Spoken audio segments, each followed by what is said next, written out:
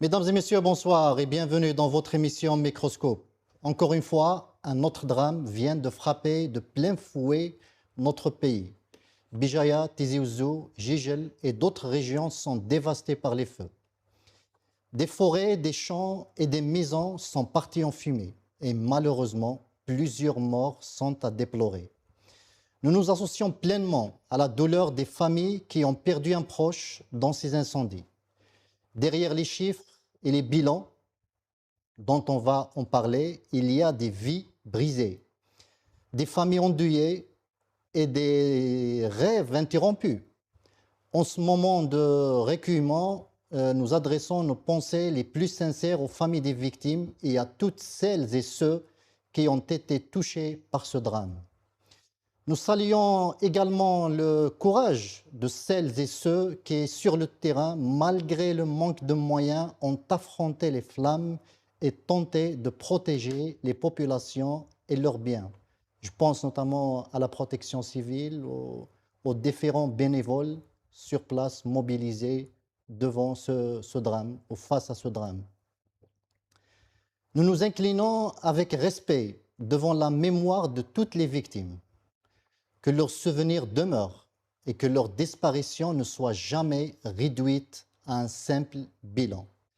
Car derrière chaque victime se trouve une histoire, une famille et une vie qui méritent d'être rappelées. C'est aussi au nom de leur mémoire et par honnêteté et dans le respect de la douleur des familles que nous devons poser les questions qui dérangent. Celle de la prévention, de la gestion des crises, des défaillances éventuelles et des responsabilités surtout. Parce qu'honorer les victimes, c'est aussi tout faire pour que de tels drames ne se reproduisent plus. À tout de suite.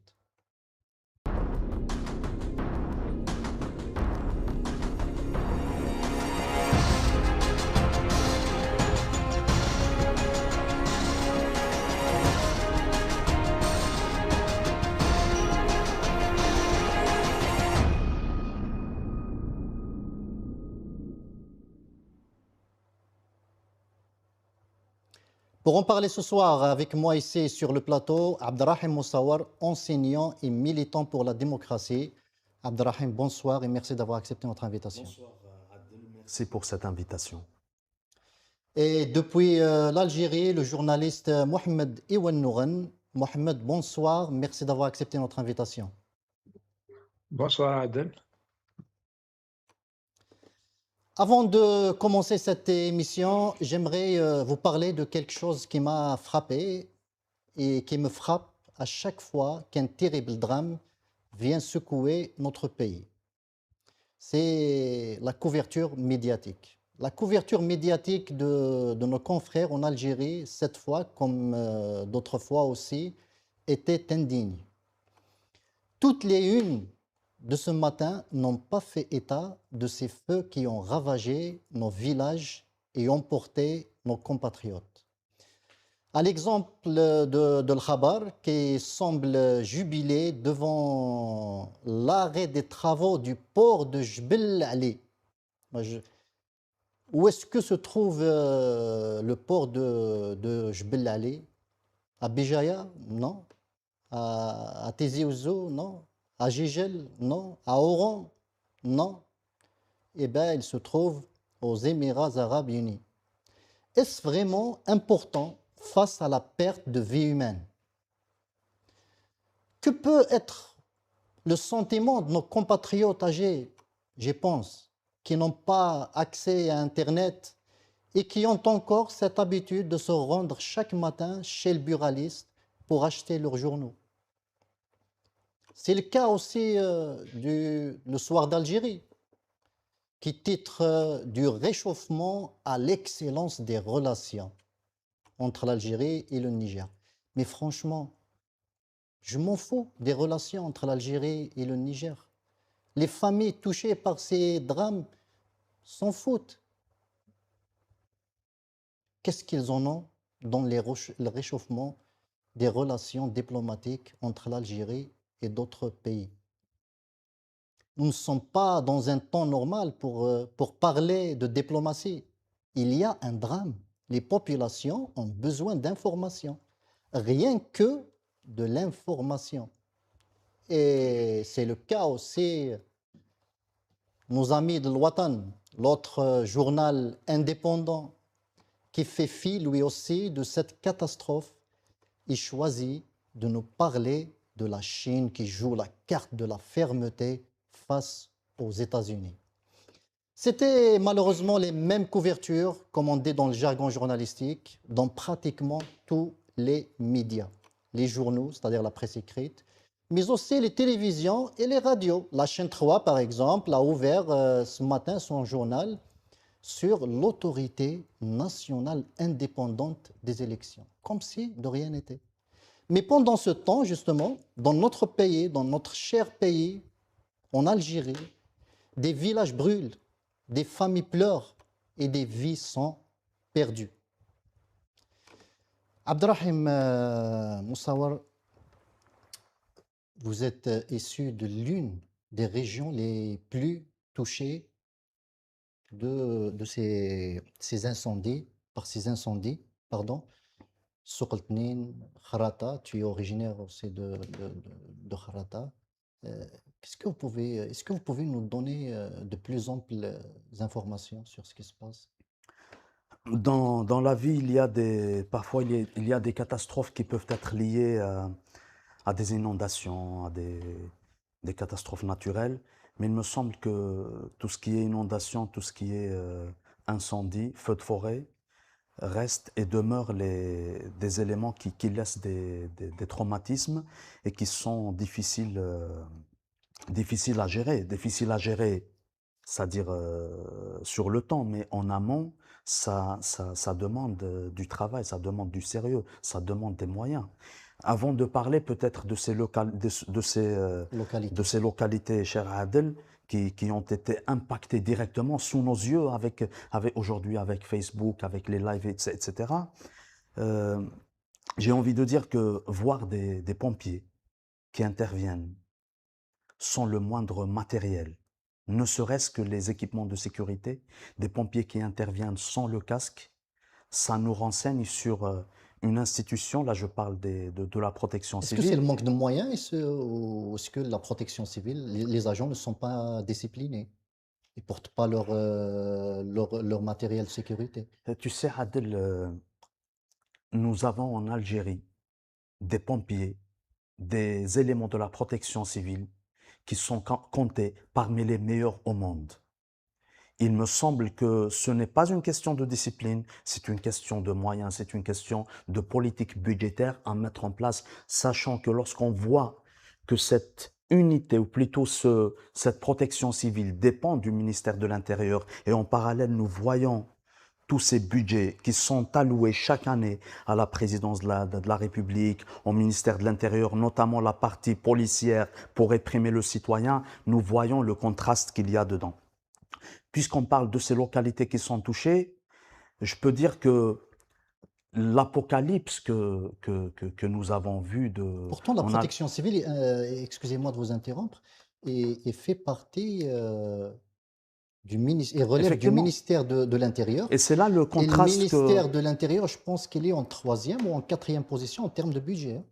Oui, mais le contraste est là. Tout ce qui peut être là pour servir le peuple, pour protéger le citoyen, pour intervenir lors des dangers, on le met à la marge. Mais on finance plutôt ce qui peut réprimer le citoyen. L'armée, le ministère des Moudjahidines avec c'est-à-dire ses budgets annuels pharaoniques, la police. Voyons le contraste, cette différence en termes de budget. J'ai envie d'abord, avant tout, Adel, de présenter mes condoléances à toutes ces familles endeuillées, que ce soit à Tizi Ouzou, à Béjaïa, à Jijel. À Jijel, là où apparemment il y a des quartiers, des villages entiers qui ont été, qui ont brûlé, qui ont pris feu, et les vies humaines sont impactées, sans oublier la faune et la flore, sans oublier le bétail, tous ces animaux, etc., qui en souffrent. Nous avons vu des vidéos, et une localité comme la localité de Derguina, qui se trouve entre Khrata, Teskeri, Tetsmal et Sokoltnin, c'était l'apocalypse en voyant les images des feux qui arrivent même, qui ont atteint, qui ont atteint la ville. Et puis en face de la ville de Dergina, c'est-à-dire il y a le Wadi Agrion qui les sépare, il y a le poumon de cette ville qu'on appelle Gouni Ali, qui est une forêt qui constitue l'un des poumons les plus importants de la ville de Dergina, qui a pris feu. Cette forêt qui, d'une verdure hivernale ou estivale, a pris le feu et il n'en reste que des cendres, sans oublier les dégâts qu'il y a eu à Bouhian, une localité dans la daïra de Melbou. En live, nous avons vu la mort de... Melbou, c'est une daïra ou une commune? C'est une commune. C'est une commune qui fait partie de la daïra de Sokoltnin. Donc, Bouhian fait partie de la commune de Sokoltnin. On a eu 2 décès. J'ai vu, d'ailleurs, je tiens à présenter mes condoléances à leur famille. Au moment où il y a eu ces décès, des pages, heureusement qu'il existe des associations locales, des comités locaux, des pages Facebook qui font des lives et qui font appel aux autorités, qui font appel à la protection civile, qui font appel à des ambulances pour qu'elles viennent chercher les victimes, sans oublier les différentes localités de la wilaya de Jijel. En parlant de Melbou, de Bouhian, de Tamricht, ça donne directement sur les frontières avec Ziam al-Mansouria, avec Texana, en allant jusqu'à Al-Milia, Tahir et Choukfa dans la wilaya de Jijel. Il y a eu des villages qui ont été complètement brûlés. Exactement. Et j'assume mes propos avec toutes les informations qui nous parviennent par-ci et par-là. Il y a des dizaines et des dizaines de morts. Ce sont nos concitoyens, ce sont nos frères et sœurs. On va en parler du chiffre avancé par les autorités et d'autres qui circulent. Mais avant tout, Mohamed Iounnouren, je pense que vous connaissez mieux que quiconque la presse algérienne et son fonctionnement. Quelle est votre lecture en fait de ce blackout médiatique face à ce drame? Bon, laissez-moi trouver cette fois-ci des circonstances atténuantes. Je parle de la presse papier, pas le reste des médias. Parce que Moi, personnellement, j'ai entendu parler déjà du début, du départ de feu vers midi 13h, hier vers midi 13h, et on n'a pas signalé grand-chose. Donc, c'était quelque chose d'ordinaire. Bon, c'est pas nouveau, les feux de forêt maintenant en Algérie, c'est devenu quelque chose d'habituel. Et c'est vers la nuit pratiquement que les choses sérieuses, les informations des décès, c'est-à-dire les informations de la catastrophe commençaient à nous parvenir. Et à ce moment-là, je pense que tous les journaux papier étaient déjà envoyés à l'impression. Il y a 4 imprimeries en Algérie, vous connaissez l'histoire. Le nombre de journaux se multiplie d'année en année.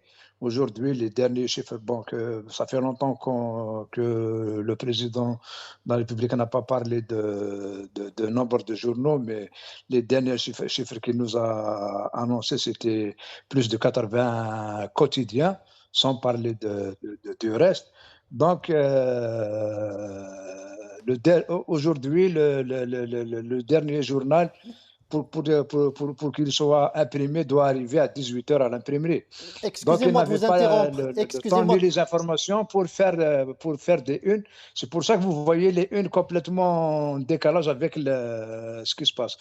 Excusez-moi de vous interrompre, Mohamed. Oui. Je pense que, Oui. à ma connaissance, le Watan et le Khabar ont toujours leur imprimerie. Ils n'ont plus leur imprimerie. Le Watan n'a plus l'imprimerie. L'imprimerie de l'Ouest a été fermée depuis très longtemps. L'imprimerie de l'Est a connu un incendie, depuis elle n'a pas réouvert.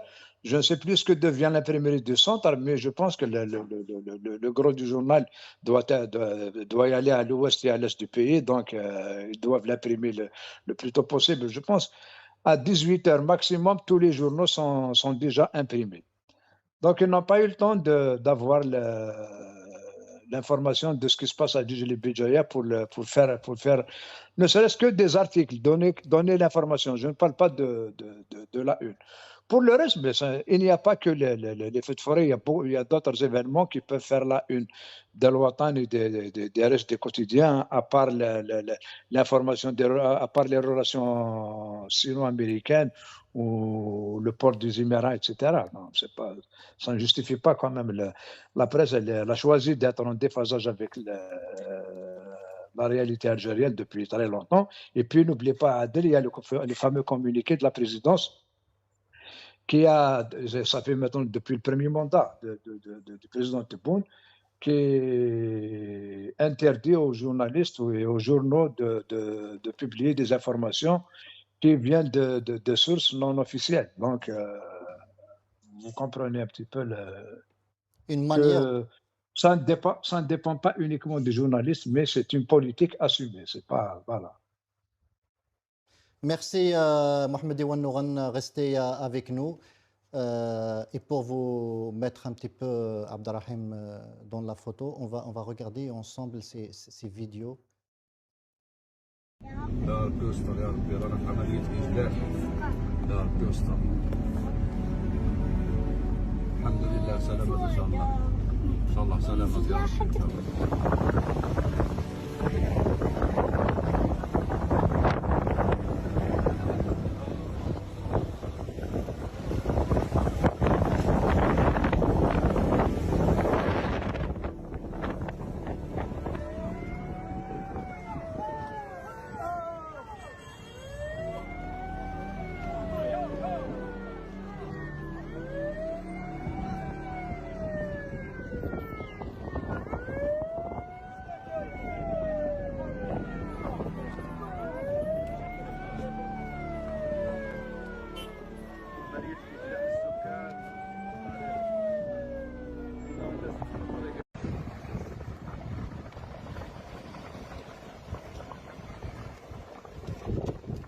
الله أكبر الله أكبر الله أكبر.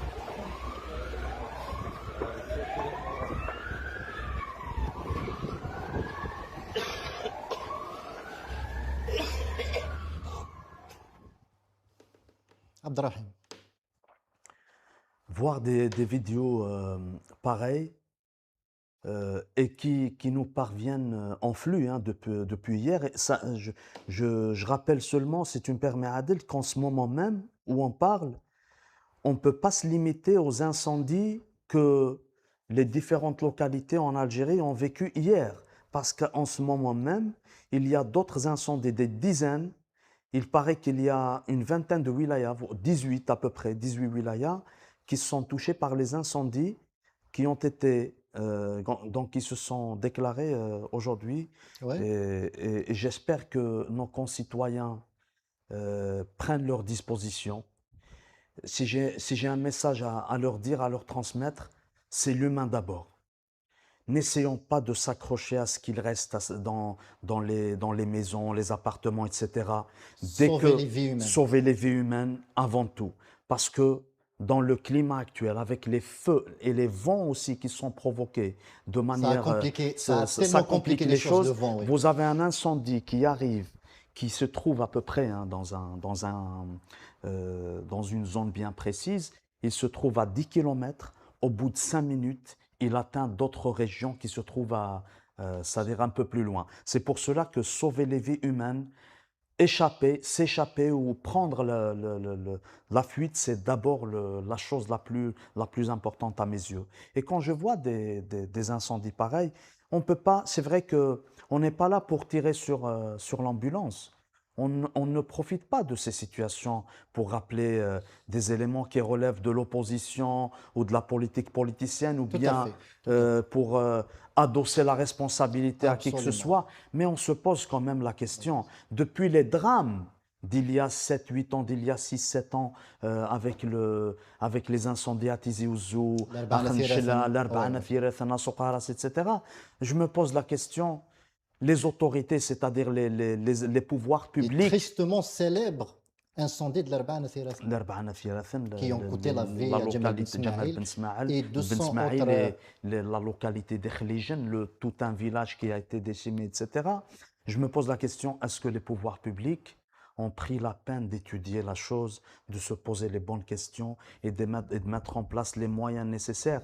Parce que lorsqu'on voit aujourd'hui, tout à l'heure, tu parlais, Adel, tu parlais de la protection civile, etc. J'ai envie de dire aussi les soldats. Les soldats qui sont aussi les enfants du peuple, qui se battent contre les feux avec les moyens les plus rudimentaires, des pelles, du sable, etc. Et à côté, vous avez des citoyens qui ramènent des citernes d'eau, la solidarité, c'est-à-dire dans un climat où les autorités publiques devraient être là, devraient être présentes. Elles ont fait le pouvoir, a fait que l'État, avec ses institutions, est absent, mais celui qui est présent dans cette histoire, c'est le peuple et les enfants du peuple. C'est pour cela que, malgré tout ce qu'il se passe, avoir un peuple avec autant de solidarité, avec autant de soutien, avec autant d'acharnement, mais positif, je veux dire, et d'engagement, ça fait Après, du le bon peuple mon cœur. algérien est connu. Exactement, dans les moments les plus difficiles, dans ces crises, etc. Il a toujours été là. Et c'est vraiment douloureux hein, de vivre des moments pareils parce qu'on doit rester en contact permanent avec ses familles, ses proches au pays. Et lorsqu'il y a coupure d'électricité, Adel, coupure d'Internet, et c'est là En que... ce moment, dans notre région, par exemple, Mm, à Itzmaïl, dans la commune de Tascriot aussi, mm. euh, il n'y a ni électricité ni réseau Internet. Et si on va un peu plus vers le nord de la wilaya, il n'y a que la localité de Sokoltnin qui a de temps en temps le courant électrique. Sinon, toutes les autres localités, déjà avec les incendies qu'elles ont connus hier, en allant de Tichy, Aoukas, même le théâtre de Boutroua a pris feu, et jusqu'à Derguina, etc., il n'y a plus d'électricité. Mohamed Iwannour, nous savons tous que le pourtour méditerranéen a été durement touché par les incendies cette année. Euh, les dernières, c'était dans le sud. Les derniers, c'était dans le sud de la France. Mais pourquoi Mhm. ces incendies sont-ils si récurrents en Algérie? Et pourquoi faisons-nous face année après année à autant de victimes? Bon, je n'ai rien, suis pas un expert pour parler des causes ni des feux de forêt, puisque c'est toute la Méditerranée qui est touchée. C'est pratiquement, c'est au-delà de la Méditerranée, pas seulement la Méditerranée. Mais ce que je connais, moi, bon, du moins ce que nous vivons, il y a très longtemps, bon, quand on va dans les villages kabyles, moi, les souvenirs d'enfance, il y a pas un été où on n'a pas eu des feux de forêt. Mais jamais, je n'ai jamais, personnellement, je n'ai jamais vu des pompiers qui viennent chez nous dans mon village pour éteindre un feu de forêt. C'est toujours les habitants qui prennent en charge. Pourquoi? Parce que c'était gérable, parce que les villages traditionnels, nos villages traditionnels étaient adaptés à la nature. Mais aujourd'hui, les villages kabyles se sont quand même ont grandi d'une manière anarchique. On a construit dans les forêts, dans l'oued, partout. Bon, ça, c'est un débat d'experts. Je ne vais pas m'aventurer beaucoup pour parler de ça. Et puis, il y a cette réalité aussi de l'évolution démographique. Bon, le modèle de gouvernance de l'Algérie qui est adapté à une population de 10 millions d'habitants en 62. En 2026, nous sommes à 50 millions. Je pense qu'il est en train de montrer ses limites. Il faut passer à autre chose. Voilà. Donc, ces feux-là nous appelle à revoir notre mode de vie, notamment le mode de gestion des affaires du pays, etc. C'est un tout. La région qui va de Délice jusqu'à Annaba, je pense que c'est la région, c'est la plus belle région d'Algérie, peut-être l'une des plus belles régions de la Méditerranée, mais c'est la région la plus pauvre de l'Algérie. Il y a un plan de développement du sud, un plan de développement des hauts plateaux, mais il n'y a pas un plan de développement du littoral, il n'y a pas un plan de développement de la montagne. Tout ça doit être mis à la table, discuté chercher des solutions, chercher d'abord faire le bon diagnostic et chercher des solutions. Mais est-ce que vous pensez que les moyens sont suffisants pour lutter justement contre ces incendies lorsque l'on voit des agents de la protection civile avec des moyens vraiment rudimentaires? Moi, je me pose la question, pourquoi une région comme Djidji ne peut pas s'autofinancer? Pourquoi une région comme Béjaïa ne peut pas s'autofinancer? Pourquoi une région comme Tizi Ouzou ne peut pas s'autofinancer? À Tizi Ouzou, la GSK Bark, si on la laisse s'autogérer, s'autofinancer, elle sera une source importante d'argent pour le trésor de la wilaya, sans parler du reste des potentiels touristiques de la région, etc. Chaque région du pays peut s'autofinancer. Pourquoi maintenir ce pays à la merci de la finance publique qui dépend des recettes pétrolières, c'est-à-dire si on a de l'argent. Si les prix de pétrole augmentent, le trésor public, il y a de l'argent dans le trésor public, dans les caisses, on peut tout acheter si on n'a pas d'argent dans les caisses à cause de la chute des prix du pétrole. Tout est en panne. On peut rien ni acheter des équipements, ni gérer, ni payer le personnel, ni recruter, ni rien du tout. Voilà un autre problème, une autre piste aussi à explorer et chercher des solutions. Mohamed Ounnouran, est-ce qu'aujourd'hui, par exemple en Algérie, il y a un système d'alerte téléphonique qui prévient les citoyens qu'un danger est imminent, qu'il y a des feux de forêt, ce qu'il faut faire face à un feu de forêt? Bon, c'est le problème, je pense, la numérisation en Algérie est un peu bureaucratisée.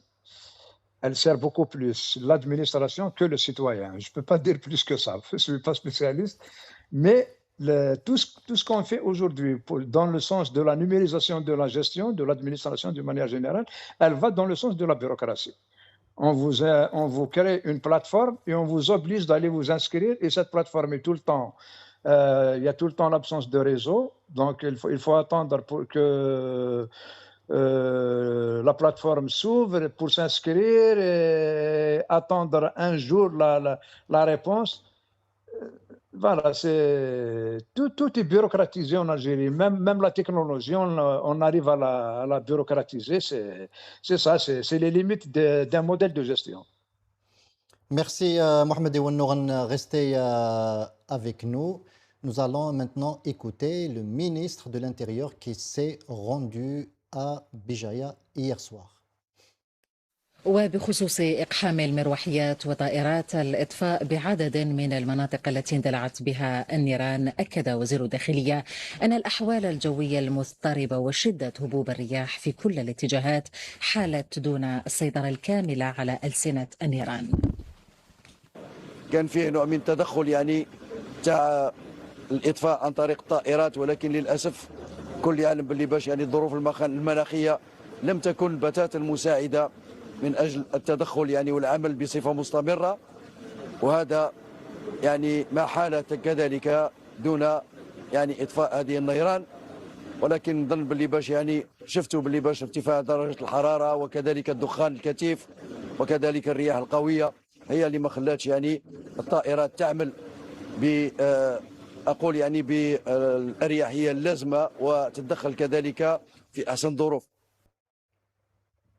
Vous avez vu des avions qui ont été contraints de revenir sur sol parce qu'il y avait du vent? Moi, je me demande s'ils avaient déjà décollé de base, c'est-à-dire les Canadair.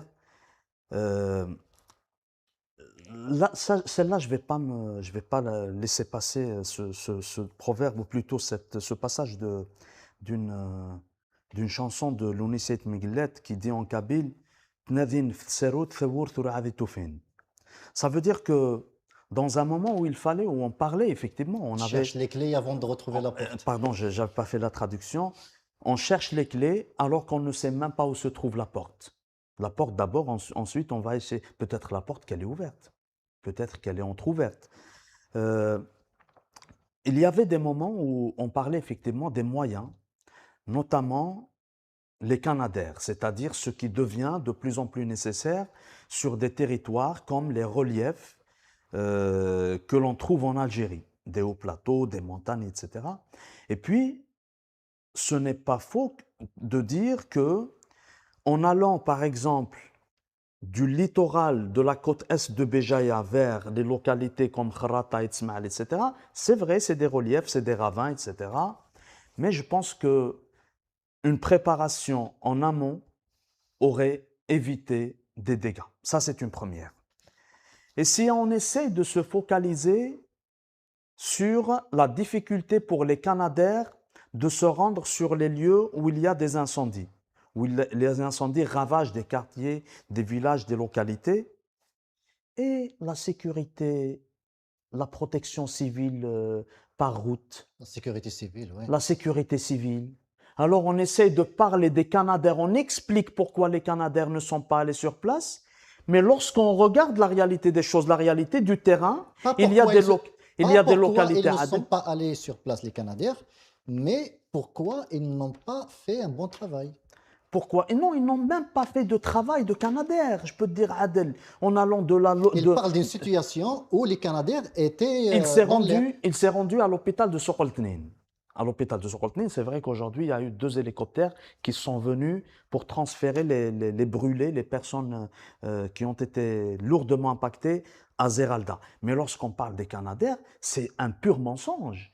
Par contre, lorsqu'on regarde la protection civile qui était sur le terrain, elle était épaulée par les citoyens, par le peuple. Vous avez les camions de la protection civile, des pompiers, et vous avez des citernes de citoyens, ils travaillaient côte à côte. Là, je rends hommage, un grand hommage à nos frères de la protection civile. Par contre, proférer des mensonges, essayer de trouver la faille du côté des reliefs, des montagnes, ou de manière lâche du côté du citoyen, je pense que c'est irresponsable de la part de celui qui n'arrête pas de vanter des réalisations. Et malheureusement, l'image que l'on a aujourd'hui de ce ministre de l'Intérieur, c'est seulement d'aller présenter ses condoléances aux familles. C'est seulement d'aller justifier des réalisations qui n'ont pas eu lieu. C'est seulement pour aller justifier un échec. Le plus important, c'est de voir que dans les localités en question, il était indispensable d'envoyer des éléments de la protection civile, d'envoyer des camions, d'envoyer des citernes. C'était le seul moyen pour faire face au feu. Merci, Rahim. Mohamed Ounnouran, jusque-là, on n'a pas de chiffres. On peut s'arrêter au bilan d'hier. Moi, je parle des vies perdues, c'est-à-dire des morts. Jusqu'à hier, il y a eu malheureusement 12 victimes. Depuis, on n'a aucun chiffre qui a filtré, si ce n'est des chiffres donnés sur les réseaux sociaux, par-ci, par-là, auxquels il faut vraiment prendre les choses à la légère pour prendre ces chiffres. Mais les informations qui nous parviennent d'un peu partout font état de plusieurs dizaines de victimes. Est-ce que vous aurez d'amples informations à nous donner? Bon, vous savez, quand le ministre de la Santé te dit الخسائر جد معتبرة, ça veut tout dire. Ça ne sert à rien d'avancer aucun C'est chiffre. le ministre de la Santé qui a dit ça. Aït Msaoudan. Oui, جد معتبرة, c'est-à-dire assez lourd. Assez lourd, oui. Malheureusement. Ça veut tout dire. Bon, ça ne sert à rien. À partir de là, ça ne sert à rien de chercher les chiffres. Ça se compte en dizaines, en centaines peut-être, on ne sait pas, mais les gens, cette fois-ci, la différence avec tous les scénarios que nous avons déjà connus pour les fake news, etc., sur les réseaux sociaux, cette fois-ci, c'est les témoins qui parlent. Les gens qui publient les informations sur Facebook sont des témoins, sont des gens qui ont perdu leur famille, des membres de leur famille. J'ai vu des dizaines de publications sur Facebook de personnes qui annoncent le décès de tous les membres de leur famille. J'ai vu, il y a une enseignante de musique de Boumerdès qui est décédée avec tous les membres de sa famille, 5 ou 6. J'ai vu un autre qui a annoncé la famille Boukroh, qui a perdu 11 membres De sa famille, ouais. je ne sais pas. Bon, c'est la famille Boukroh d'une manière générale. Pas Nordin Boukroh ou. Oui, oui, oui. C'est la famille Boukroh d'une manière générale. Il y a 11 membres qui sont décédés dans ces feux de forêt. C'est dans quelle région? Des gens qui ont annoncé une cinquantaine de cadavres à l'hôpital de. Je pense, j'ai oublié quel hôpital. Taher, non, c'est pas Taher. J'ai oublié quel hôpital. Donc, c'est des témoins. C'est pas le des trucs vérifiés. C'est un bilan qu'on ne peut pas cacher. C'est Al-Milia. Je ne me souviens plus quel hôpital. Mais en tout cas, c'est des dizaines de morts. C'est des dizaines, c'est pas. Merci, Mohamed. Abdelrahim, vous avez quelque chose à rajouter? Si ce n'est de dire tout le courage que je souhaite à nos concitoyens dans ces localités qui sont fortement impactées par les feux de forêt et peut-être d'interpeller un peu les autorités publiques, d'interpeller ceux qui nous gouvernent en Algérie. On n'est pas dans un moment de règlement de compte. Mais le ministre de l'Intérieur a annoncé l'ouverture d'une enquête. D'une enquête, mais on en a eu beaucoup depuis que les incendies ont commencé à ravager des vies humaines en Algérie. J'imagine le Maroc, je me pose la question, effectivement, où sont les conclusions de ces enquêtes? Et j'espère qu'il y a quelque chose qui dépasse le cadre de l'enquête. C'est d'interpeller ces autorités publiques, de leur dire de mettre en place ce qui est nécessaire pour éviter que des drames pareil se reproduisent. On l'a dit, on l'a redit, on continuera de le dire tant que les choses sont prises à la légère parce qu'il s'agit de vie humaine, il s'agit de nos concitoyens, il s'agit de traumatismes qui reviendraient régulièrement. Depuis 2021, depuis les incendies de Kabylie, on a l'impression que la vie humaine est devenue banale dans notre pays. Elle est banalisée à la lumière du jour parce qu'avec le pouvoir qui a pris les rênes, c'est-à-dire qui devient de plus en plus autoritaire, totalitaire même en Algérie, la vie humaine n'a pas tout à fait compté depuis l'indépendance du pays. Mais là, on voit la légèreté, on voit clairement que effectivement la vie d'un citoyen, la vie d'un être humain ne compte pas énormément. On va regarder justement un des citoyens impactés par ces feux de forêt. هذا انا محمد دورة تعطي ان شاء الله هذه دورة تعطي روح ندير مجمع دير في بينا اوي كذا خليني ليه المالية خندير مي غير تشوفي غير ترقى بالقرقار ترقى روح وين انت قرات Qu'est-ce qui pourrait atténuer en fait la douleur de ce citoyen? Globalement, un citoyen comme celui que l'on vient de voir, à qui on souhaite beaucoup de courage. Ça déchire le cœur. Bien sûr, parce ça présente un attachement à la famille, un attachement à la terre, mais il me semble aussi qu'il a un bétail, à des animaux.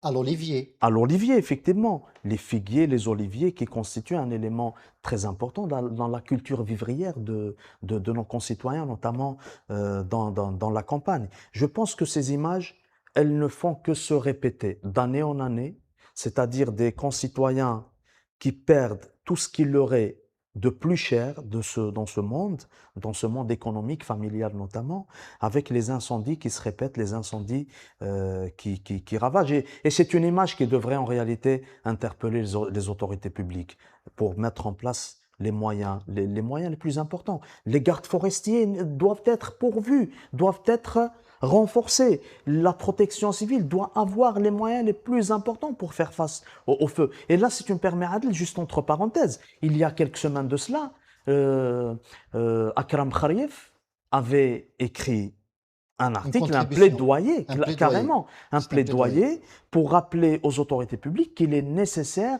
d'étudier, de connaître les reliefs dans notre pays, de mettre en place des drones éventuellement, pas dans une dimension. Il a appelé même à l'utilisation des drones militaires disponibles Justement, en ce moment. mais à partir de ce plaidoyer, on peut prendre quelque chose de plus important, celui d'informer sur d'éventuels incendies. Tout à l'heure, tu as posé la question sur est-ce que les autorités pourraient envoyer, par exemple, utiliser la technologie pour prévenir les citoyens en cas de feu de forêt, etc. Je pense que quand il y a des élections, quand il y a l'ouverture des listes pour s'inscrire sur la liste électorale, c'est les 45 millions d'Algériens qui reçoivent des SMS. Mais lorsqu'il s'agit de la sécurité du citoyen, malheureusement, force est de constater aujourd'hui, parce que nous distinguons clairement le pouvoir de l'État. Mais l'État est entre les mains d'un primauté de système l'élection sur la vie humaine. sur la vie humaine, la Ouais. primauté de la survie, de la pérennité, de la continuité du système sur la vie humaine en Algérie. Mohamed Ouennourane, Abdelrahim Moussaour dit que cette photo doit interpeller nos autorités. Est-ce que vous pensez que les autorités algériennes soient interpellées par cette terrible image d'un citoyen qui semble tout perdu dans sa localité, sa maison, ses oliviers, ses figuiers? Ou est-ce qu'il faut encore davantage de morts pour que ces autorités se rendent compte finalement qu'il faut faire quelque chose? Il faut un plan national, il faut prévenir. Je pense qu'aucun responsable aujourd'hui n'est capable d'apporter la moindre solution pour le moindre problème en Algérie. Nous sommes tout simplement face à un modèle de gouvernance complètement dépassé par les événements, c'est tout. Donc, on est en panne d'idées, on ne peut pas. Moi, personnellement, je n'attends rien des autorités pour régler, pour régler quoi que ce soit. Alors, déjà, il faut juste assurer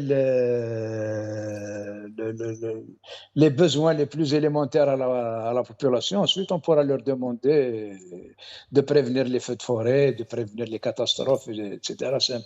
C'est un peu trop. On leur demande trop. Quand vous dites que vous n'attendez rien de ce gouvernement, de ce système politique, de ces autorités, de qui vous attendez à ce qu'ils répondent favorablement aux doléances des citoyens? De personnes, de nous tous. Hein. Je ne sais pas qui est-ce qui peut. Mais en tout cas, il faut revoir notre modèle de gouvernance. Sinon, on va tous périr un jour ou l'autre, soit sous les feux de forêt, sous les accidents de circulation, on se dirige vers une fin tragique pour chacun de nous. Hein. On est encerclé de partout. Vous avez aussi suivi la campagne électorale pour les législatives, et avant les législatives, il y avait des présidentielles et d'autres élections. Est-ce qu'un jour, des partis politiques ont parlé justement de ces catastrophes, de l'écologie, de tout ce qui peut en fait renforcer l'effort national pour préserver nos forêts, nos vies, nos villages, nos villes? Moi, personnellement, j'ai vu aujourd'hui trois réactions de partis politiques. C'est toujours les mêmes qui réagissent, je pense, parce que les autres, ils attendent une orientation pour savoir quoi dire dans des circonstances pareilles. Il y a le PT, le FFS et le RCD qui ont fait des communiqués sur ça. Le PT se pose des questions si ce n'est pas un acte criminel pour avoir tout ce nombre impressionnant de feux qui partent de manière simultanée. Le RCD qui demande de situer les responsabilités, le FFS qui appelle à des assises nationales pour les catastrophes naturelles, pour les grandes catastrophes. Voilà, il y a trois partis qui ont réagi. Donc le FFS a réagi à la place du FLN. J'ai lu le Je ne sais. communiqué. Ah, tu as lu le communiqué. Oui, j'ai lu le communiqué. Je pense qu'il a réagi à la place du FLN, du RND, de TEJ, de l'BINA et de toute Pourquoi? Non, c'est la cette position du quincaillerie. FFS. Hein. En tout cas, C'est l'appel à des assises nationales. des assises nationales ne peuvent se tenir que sous une démocratie. Ce qu'il dit est irréalisable dans les conditions actuelles. Et si je prête aussi attention à vos déclarations, vous, Mohamed Ounnouran et Abdelrahim Moussaour, ce que dit le FFS dans ce communiqué est tortant. Je rappelle aussi que tous ces partis n'ont pas réagi, le FLN, le RND, le BINA, etc. Par contre, l'ambassade de France à Alger a réagi à ces feux de forêt. Elle a présenté ses condoléances aux familles victimes et à tout le peuple algérien qui l'assure de sa solidarité et de sa sympathie. C'est quand même terrible, Mohamed Ounnouran. C'est pas terrible, c'est pas étonnant. Nous avons connu déjà des catastrophes en Algérie. Il n'y a que les médias français, les autorités françaises, etc., qui étaient toujours aux côtés du peuple algérien, il faut le dire. Hein. Le séisme de Boumerdes, tous les médias français étaient là pendant tout c'est la même chose pendant les intempéries de Bab-el-Oued. Les médias français n'ont pas quitté l'Algérie pendant tout, mais aucun média arabe les médias arabes, par contre, ils étaient toujours présents pour propager le discours des groupes terroristes, c'est tout. Il faut dire la vie, il faut dire les vérités, ça c'est l'histoire. Merci Mohamed Ounnouran. Restez avec nous. On revient toujours aux moyens de nos agents de la protection civile et de nos bénévoles, de nos associations. On va regarder ensemble cette vidéo. أكبر الله أكبر الله أكبر الله أكبر الله أكبر الله أكبر. Abdelrahim, est-ce que c'est avec des cris Allahu Akbar et des seaux d'eau qu'on peut éteindre des feux ravageurs? Pour les cris Allahu Akbar, je pense que ça relève de la conviction de chacun, puisque c'est en rapport avec les convictions religieuses, etc. Mais la deuxième partie de ta question, des seaux d'eau, des pelles, du sable, de la terre, des branches, est-ce qu'avec cela on peut faire face au feu? La réponse, c'est clair que c'est non. Parce que le feu, des feux qui ravagent des localités, qui ravagent des forêts entières en quelques minutes, je rappelle ce que je disais tout à l'heure, à nos concitoyens de faire très attention, la vie humaine d'abord. Les oliviers qui sont chers à notre existence, chers à Adel, les maisons, les demeures, etc., ça se reconstruit, bien que ça se fasse dans la difficulté, bien que ça prenne du temps, etc. Mais la vie humaine reste l'élément essentiel à sauver.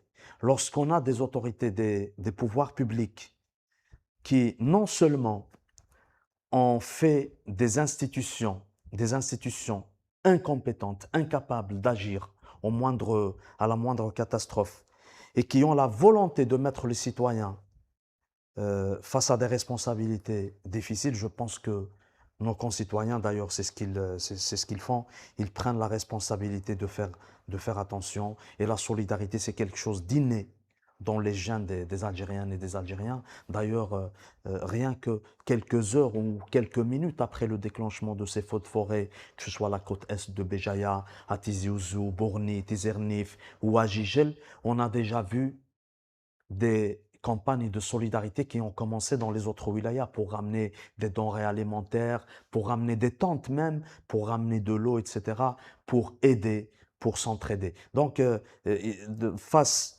à l'absence de l'État de manière politique, il y a la présence du peuple et des enfants du peuple dans la solidarité. Et là, il paraît que un des soldats a perdu la vie en tentant de sauver des citoyens. En tout cas, jusque-là, on n'a pas de chiffres. On n'a pas de chiffres, C'est comme si on n'a pas un État. Si on n'a pas de chiffres, Adel, il y a aussi des décisions qui sont faites, qui sont prises par les autorités, celle d'interdire aux journalistes d'aller chercher l'information. Alors que la source, le droit à la source, c'est des éléments fondamentaux dans le travail d'un journaliste et qui doivent être Mohamed respectés. Nouron l'a rappelé justement, effectivement, et il dit que la présidence de la République avait rendu public un communiqué, une note interdisant toute source en dehors des qui canaux, sort du cadre officiel. qui sort du cadre officiel, en dehors des canaux officiels. Les canaux officiels pour le pouvoir en Algérie, c'est l'APS, et l'APS ne peut être alimenté que par les services, que par la présidence de la République. Et moi, en tant que citoyen, j'ai le droit de dire que mes sources sont celles du peuple, mes sources sont les vidéos que je vois sur les réseaux sociaux, mes sources sont les catastrophes naturelles. Et qu'ils laissent les journalistes travailler dans leur liberté. S'ils ne veulent pas, s'ils veulent interdire les sources qui ne seraient pas officielles, qu'ils laissent les journalistes aller investiguer, faire de l'investigation, aller chercher de l'information sur le terrain. Parce que dans ce nuage qui est provoqué, déjà le nuage des feux, ça nous suffit largement, on n'a pas besoin de ce nuage d'opacité mené par ce système. Face à ce nuage, je pense que nos concitoyens en Algérie nous donnent les informations nécessaires. Et les dizaines de morts, les dizaines de victimes, on présente à leurs familles nos sincères condoléances. Et un dernier message, c'est de faire attention. La vie humaine passe avant tout. Merci Abdelrahim. Mohamed Nouron, le président de la République, Abdelmajid Tebboune, a décrété 3 jours de deuil. Je vous laisse le mot de la fin. Bon, enfin, on continue à compter nos morts et faire le deuil en attendant des solutions. Voilà. Merci, cher Mohamed Nouron. Vous êtes journaliste, je le rappelle. Abdelrahim Moussawar, vous êtes militant et enseignant. Merci à vous, merci à nos chers téléspectateurs, chères téléspectatrices. Merci de nous avoir suivis. Nous arrivons à la fin de cette émission. Je vous donne rendez-vous demain à la même heure, c'est-à-dire à 21h de France et à 20h d'Algérie. Merci encore.